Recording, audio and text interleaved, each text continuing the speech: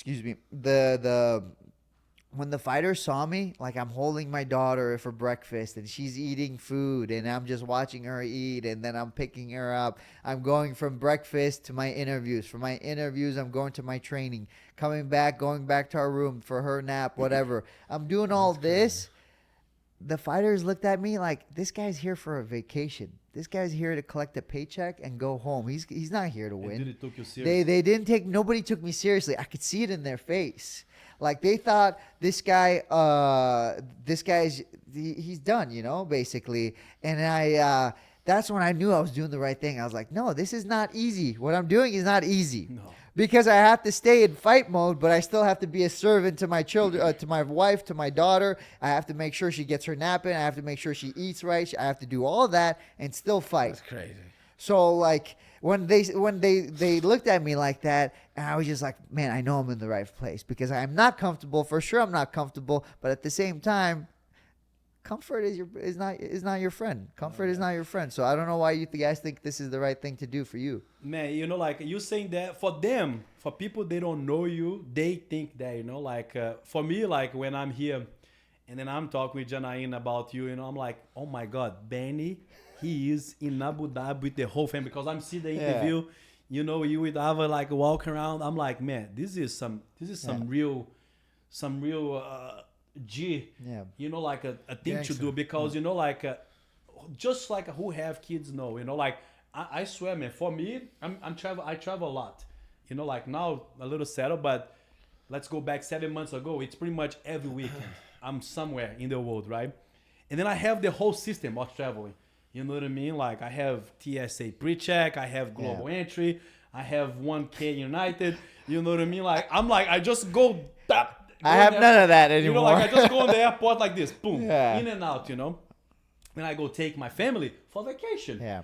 Man, for vacation I'm stressed. This guy taking his family to a fight. Yeah. This is crazy, you know. But this is Benny. You know, like I think Benny said something, and then people cannot even see that because Benny, he's like so calm, so kind. He comes here, you sit here with the girls, you read book, and then but when is the time to, you know, like to turn in? I don't know, man. You know, like to be around fighters for such a long time.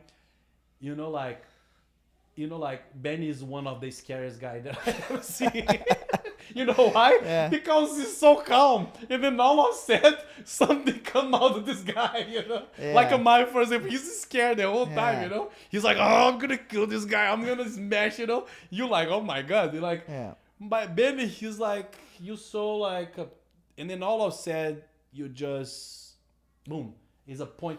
Like, when is the point that, okay, you go, I be on the corner, you take a nap on the, you know, like before the fight, and then you just go warm up, and then you fight before you fight. People doesn't know that. I like to I do that. saw you fighting Artur before the fight. Like nearly, like people was like, oh my God, they're gonna get hurt. I remember the guy, Ben Askren. He's like rolling around, you know, like people was filming him with the YouTube channel, you know, like cool stuff, you know, and he's doing stuff, and then all of a sudden, Benny just start to fight without like, and then they like it, they just move, and then they're like, what this guy is doing, you know? That's the turn point that you're like, okay, I'm about to go fight now. See, that's the thing I try to explain to people. Like the on off button, I don't understand what that means. Like, what do you mean you turn it off and you turn it on? It's always on. My problem is the opposite. It's like. It's on, but at the same time, I still got to be a dad. It's on, but I still got to be a husband. You have to control that. I'm constantly in battle with it, and it's very difficult. And the easy thing, the comfortable thing would be just to stay in the fight mode all the time. And so while I can't turn it off, me out, man. You know, I've learned how to be I've learned how to be a father. I've learned how to be a husband. And a better son and whatever, you know, and a brother as well. But like when it comes to the fight time, it's like the reason why I take naps is because I want to get to the fight faster. I'm just bored at this point. We have to save energy also. Yeah, the day of the fight, it's I'm nervous, but I don't know why I'm nervous because I like fighting. The fighting part is my favorite part. Everything else I don't like. It's the surrounding that makes you. You know, right? So like I take naps so I could just make the time go by faster. I do whatever I do is just so the time goes by faster. I eat food and I just wait. I love being on the prelims. I love fighting early.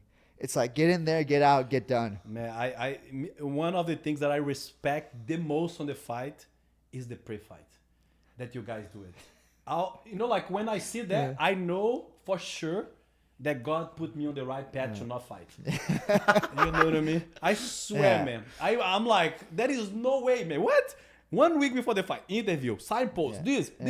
Man, I think this is the hardest part of fighting, to be honest with you. Even like for example, my daughter, she was on the competition. She's just like me, you know. Like we arrive and I say, hey, Kiki, Jason said that you're about to go in. Perfect. Because I'm already excited. Yeah. And, you know, like, I'm like, if she go in, bro, like, done, you know? Yeah. Like, I like that too, you know? But all this process, question for you both.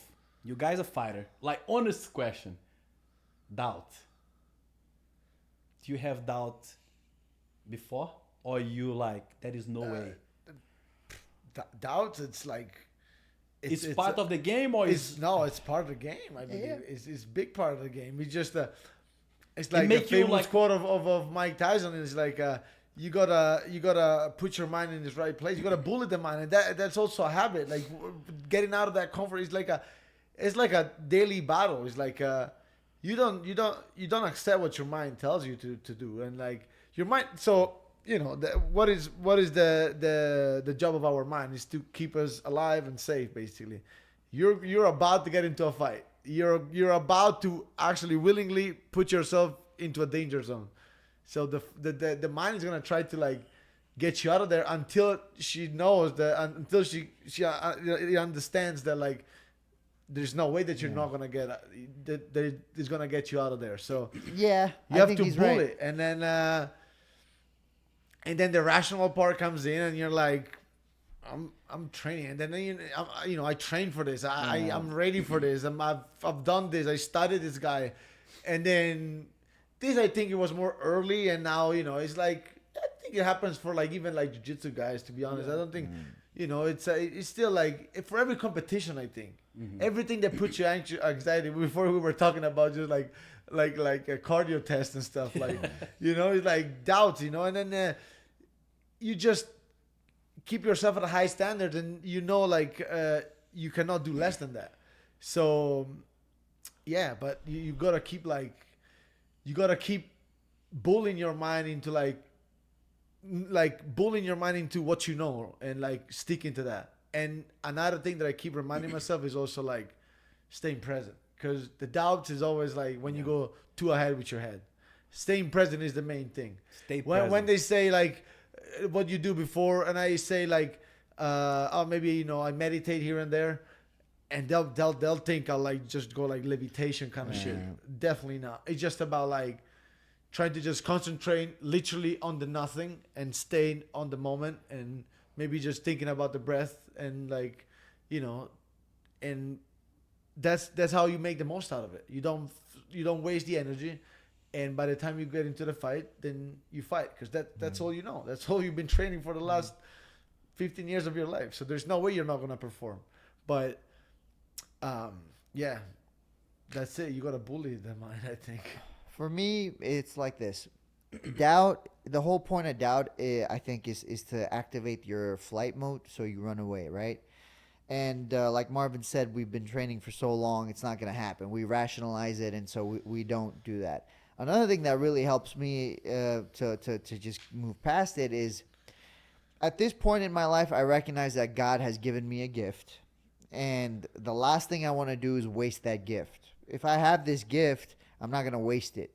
So when doubt comes, I just I just remember this, and I pray, and I just remember like, this is where God has put me. This is where you put me, God. Just keep me focused. And the crazy thing is, once I get inside that octagon, it's all gone. Like there's not a single shred of doubt in my mind.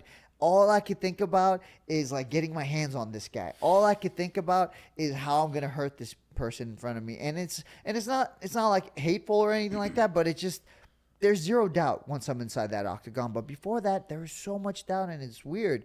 But for me, it always goes back to that. I know God gave me a gift. I'm just not going to waste it. I'm not going to squander it. So it's easy to get past the doubt. Man, that's amazing. I love this part. You know, it got me pumped, man. You know, like you guys both said things that, you know, that I have lived by, you know, like being present. You said something that on fight, right? On a fight, you know, like in the doubt. What's the doubt the previously? Me too. You know, like you said two things, you know, like the doubt before the fight. I always have doubt before the fight. But as soon as I shook hands, like not fight, like a jiu-jitsu match, it all went away. But the present moment. And then a fun fact, because I have experienced being present, right? And then not being present. And then I'm telling you, there is a two sides. And then one, it's a good, and then one, it's really bad.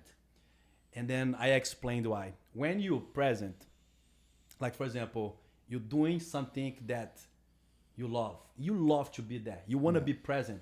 You need to be breathing. You need to be, as soon as you lose the focus and you're not present, that's when the doubts come on the middle of the fight, right? And then for me, on my late, you know, like I did a couple super fights, you know, like maybe like 2-3 years ago, I'm not remember. And then it was a little bit more like, you're too good to stop. But at the same time, I don't want to go.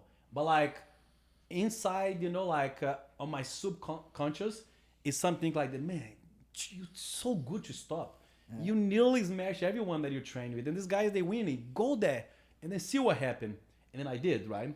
So when I did like those maybe last 2 super fights, I swear, it was a just body there. Yeah. All I can thinking about is like, what that I'm doing here. I want to go home. I want to be with my wife. I want to be with my kids. You couldn't wait for the end. I'm like, I just like looking to finish. For that to be over. You know what I mean? Like, I'm looking for a way out. Like, look on the clock. There was one guy that I fought that I forgot his name after the fight. The last guy that I fought, I need to think, Gabriel.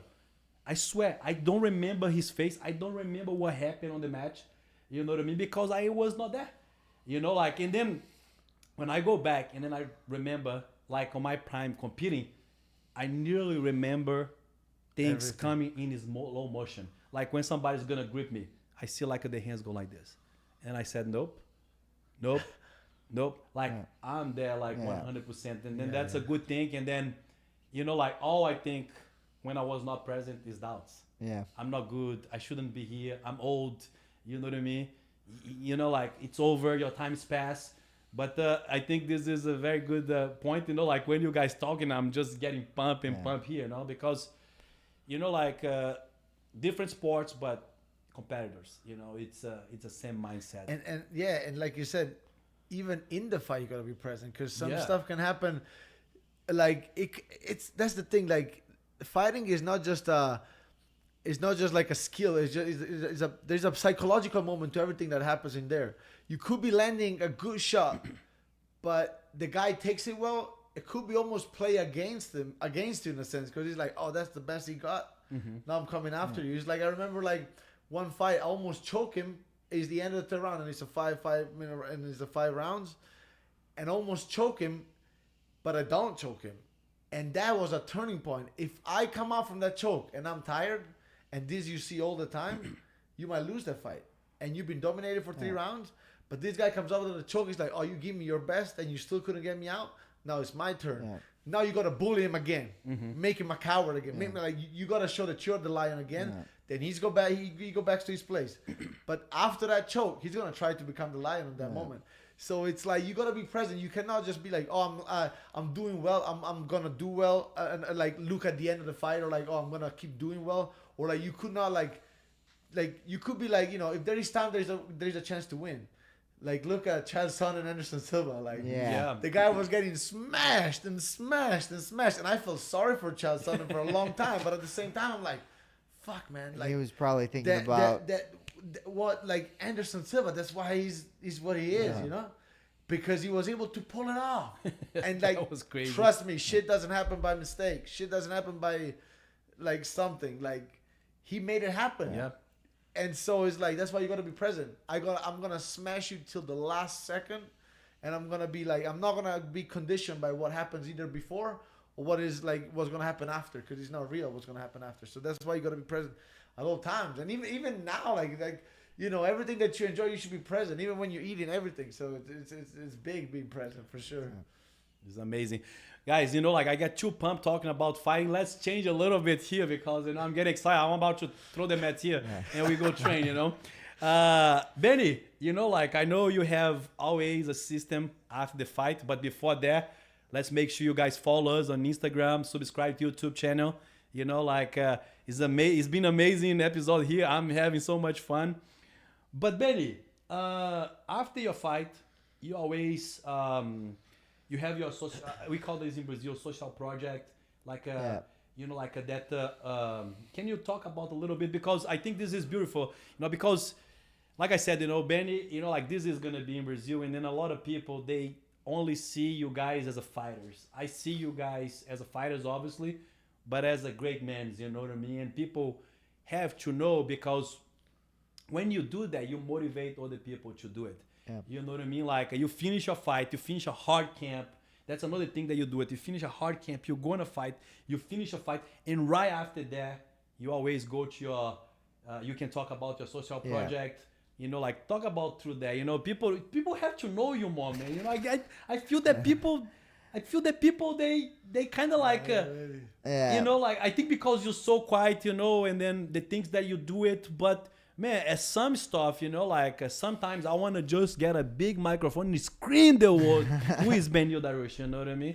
True. Yeah, I like the quiet, I like my life the way that it is. As much as I enjoy speaking with people and talking about fighting, I like the quiet. He just doesn't like advertising. Yeah, and then as far as the projects we have, I work a lot in Haiti. Haiti in 2011, I believe, had an earthquake that completely destroyed the country. I believe it was 300,000 people died.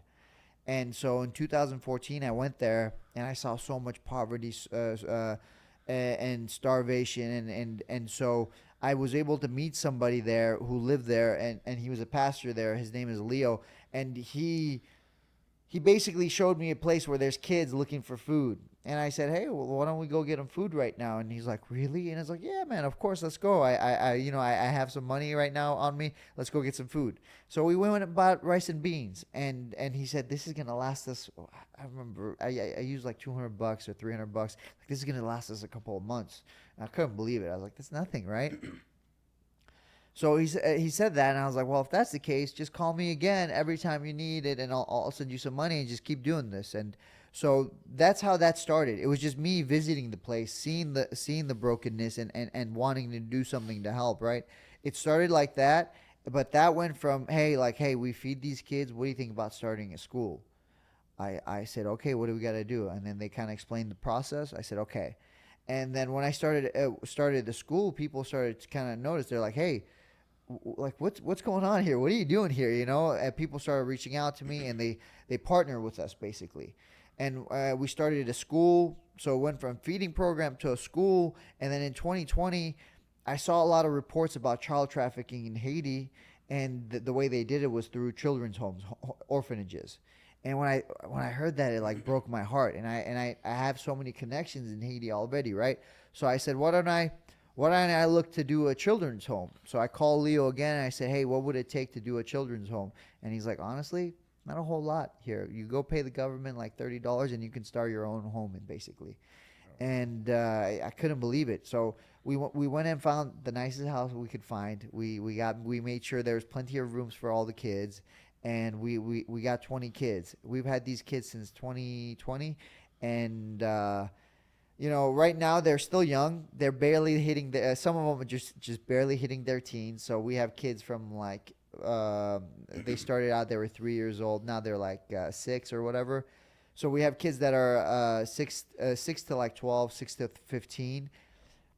They're in that stage. But for these kids, the next stage comes is hey, how are we gonna give them a career, and what's gonna be their work and their education? So obviously we still have an education for them, but Haiti has over 80% unemployment right now. It's really tough. So how many kids you have in the orphanage? 20. but the school has like over 120 kids, and the for the school they don't have to pay. So the school is different. We're able to reach a lot of kids, but these 20 kids, they don't have parents. So they're our kids. They're my kids. I'm not giving them to anybody, right? These kids now, the goal is to prepare a future for them. And then these kids will go and be the light that we shared the light with them, and we want them to go be the light. Nice. And that's the goal. That's how you slowly solve the problem. Actually. Yeah, that's how you change the world. Yeah, because it's like you keep giving money, let's say to a homeless, like he's gonna keep coming back asking you for money. But that's how you solve the problem. You show them the way eventually, and then that spread around. And that's amazing. I think I'm always a believer of the give back. We have making some point of the life, but we have also the power to be a servant to someone and give it back, give it back somehow, knowledge or like the way that you're doing. I'm always want to go there with you, I'm going to get a little bit more healthy, and then I'm going to make the trip with you. Right now, I'm actually not even able to go. No? It's so dangerous. They won't, my pastor there won't let me. I have my pastor here. They won't let me. I've been trying to go really bad. Because there's a lot of like crime and stuff, like because of poverty and stuff. What they call it unrest, but it's what's happened. Gangsters, the people who were former gangs have taken over the government. The new government is run by the gangs, and so crazy. That's what happens in a lot of like poor countries. Yeah, they'll shut down the streets and they won't let anyone go. Like if you try to drive on that day, they'll take whatever you have. They'll take your car, and you can't call police because there's no police at this point. Yeah. So Haiti's in a really weird spot right now, and I'm hoping something changes soon because man, I miss my kids. Yeah, now you'll change and then you'll be able to go there. That's awesome that what you're doing, man. Keep it up, and then you blessing those kids, So you a light, they're gonna be a light, and then they're gonna keep going. Marvin, what's the name of your city, Marvin, in Italy? Mezzocorona. Mezzocorona. With the 2Z, like Mezzocorona. It actually means like half crown, basically. Say again. Mezzocorona. Mezzocorona. Yeah. 5,000 people. That's crazy, man. How that you came out of the place at 5,000 people and become this guy? That's amazing. I'm pretty sure, Marvin, that you are, as I have saw it, you were someone that left the city, left the country, go search for, to improve, to growth, and then in a sport, something that's really hard. I think maybe right now, maybe maybe you don't. But man, I'm pretty sure that you are someone that people it's looking after you. You are a role model. I think you carrying a not only a city but a country behind you, and then man, you have to really know the way that you present yourself, the way that you are, and then that might actually pressure you to be a role model for like a whole city, even that's 5,000 people, but someone that came out from that. How you take that? You take that very serious. I believe you take serious because I see how you are with the fans, you know what I mean? How but like, this is something that it's a lot of responsibility. Exactly. I mean, like, I think to be a role model, it's a lot of responsibility, So, and at the end of the day, I'm nobody to say, oh, you should live your life this way or that way. But at the same time, I'm definitely an example of like the same thing that you're trying to tell your kids. I think to like go like to get like that mentality to like go get it. Like there's no excuses for nothing. If like I hear all the time like even like up and comers and stuff, and they come and train with me for like a couple of days, and I'm on my off time sometimes when I'm off in Italy and stuff.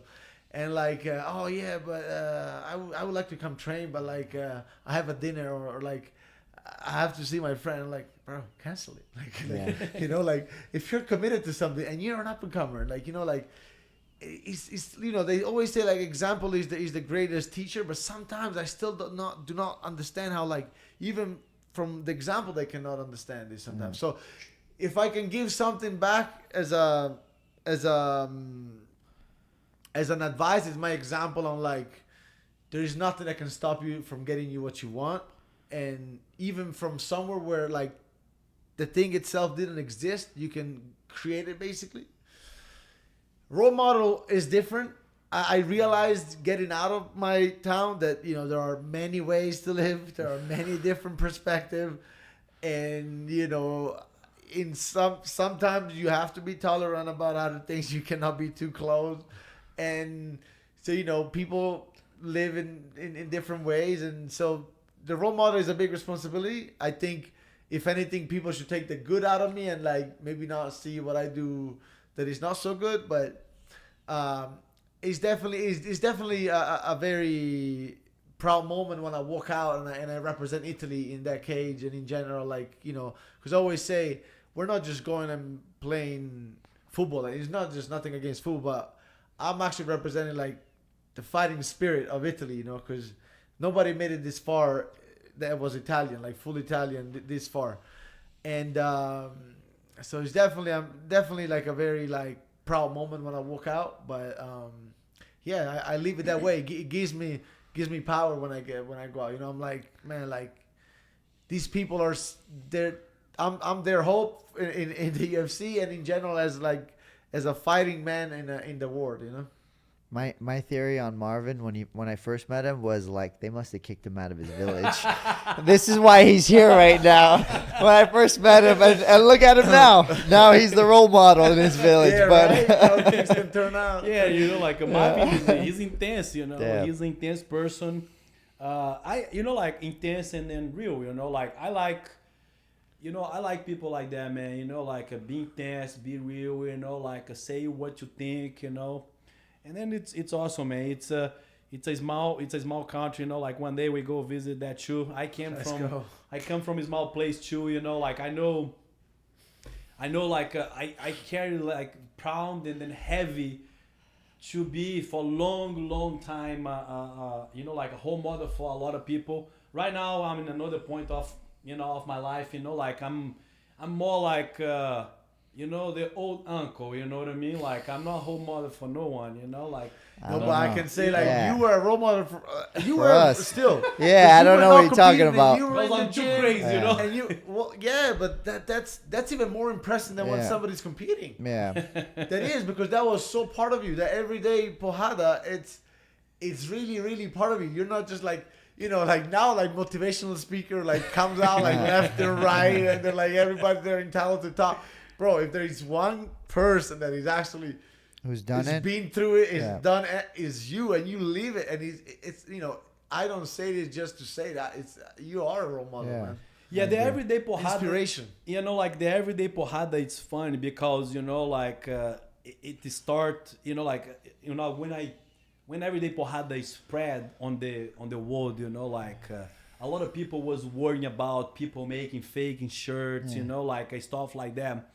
And then, you know, like I told them, I said, hey, don't worry about it. That's actually pretty good, you know, because they're going to make some money. They're going to make the, you know, like the mindset, the movement grow, but it's going to die. You know, like when I was having a person coming in on Everyday Porrada and invest on Everyday Porrada, and then I explained to him the mindset. He already knew it, you know. He said, I have one main thing to be with Everyday Porrada. And then Romulo has to be the number one represented. He needs to be the face Everyday Porrada. Romulo live Everyday Porrada, I live Everyday Porrada. I don't put $1 on it. Because, like you said, to have a successful is something that you actually saying, you have to live. You have to live by your word. People will recognize. Like if I try to pretend that I'm an Everyday Porrada, if I try to pretend to sell something that I'm not, people will recognize. People are not stupid. Eventually, sooner or later, they're going to see like, oh man, this guy is not Everyday Porrada. So I have to live by the word, you know. And then live by the word is not easy. Being Everyday Porrada, it's not easy. You know, like some people, they wear the shirt, they say they're Everyday Porrada, but borderline, they steal a lot, you know. To be a true Everyday Porrada, like you have to do it all. You know, so and then that's what I'm trying to do it. You know, I'm trying to do it all. You know, like, and then you know, like it's amazing. You know, I don't know how long we've been here, guys. You know, you guys have been here for a while. Almost 2 hours. That's good. You know, I'm not gonna take those guys too much time. You know, because they already have trained today 3 times. They came here to visit me, to hang out, and then I put them on front of cameras to do a podcast. You know what I mean? Hey, Marvin was like, "Hey, tonight you gotta show me half guard stuff." I was like, "What do you mean, bro? That was the whole point of training." Sure, bro. I know we have to for sure. Like I came from Vegas to train too. That's fine. We'll do it tonight then. You know, but you know, guys, you know, I can't thank you guys enough. That's, you know, first of all, amazing to see you guys and have the chance to talk with you guys. You know what I mean? Thank you so much. You know, we have this Everyday Porrada podcast project. It's not my idea, to be honest. You know what I mean? It's someone's that's sitting over the idea. Okay, Janaína Barral. You know, and you see, she see that now she has a question. Okay, so come on, call host Janaína. Have a question. The question is, for someone that is starting right now, what is your... Someone that is, my question for... Is a question for me? For them? So... But just starting and then wants to be like a UFC champion, you know me? Yeah. Okay, so let's leave a message here, like a question asked for the founder of... No, it's one. What's 2 questions? Then it's gonna be like a 3. The question is what do you bring from inside the octagon to your life? But we already talked about this because you know. Yeah. A little bit. But we can do that too. Let's do this. I'm gonna do one question for one and then one for another one. So otherwise they're gonna be here for too long. So let's go on the first question. Then whoever starts to answer first is gonna be the one. So someone that is starting, maybe they have a background in jiu-jitsu, and then they want to be they want to get into MMA, UFC, and then they want to fight. If you guys could give one advice, what there will be? Background in jiu-jitsu is your question, because you started with a background in jiu-jitsu. If you're trying to be successful in anything, I think you got to enjoy the process. For me, I love training. For sure. I love training because it's an opportunity for me to compete, and so I have a really good time. I see people who want to be really rich, but they don't like what they're doing. I'm like, well, so let's say you do get to your goal. You have to keep doing what you're doing to stay rich. You know what I mean? It's not, if it's not enjoyable, what's the point? Or, I don't know. I see people doing a lot of things and they don't enjoy the process, and I don't see any joy in them. If you can find something, whether it's athletics or it's whatever, and you can enjoy the process, that's gold right there. You found yourself gold. Don't let it go, because eventually, if you're good enough, you're going to be good enough to make it a living. Because if you enjoy the process, you're going to be the best at it. It's really that simple. Most people, they start enjoying the process and then it fades, and then that's when you see things crash. But if you enjoy the process, it's easy. You never work a day in your life. No, definitely. I believe on that too.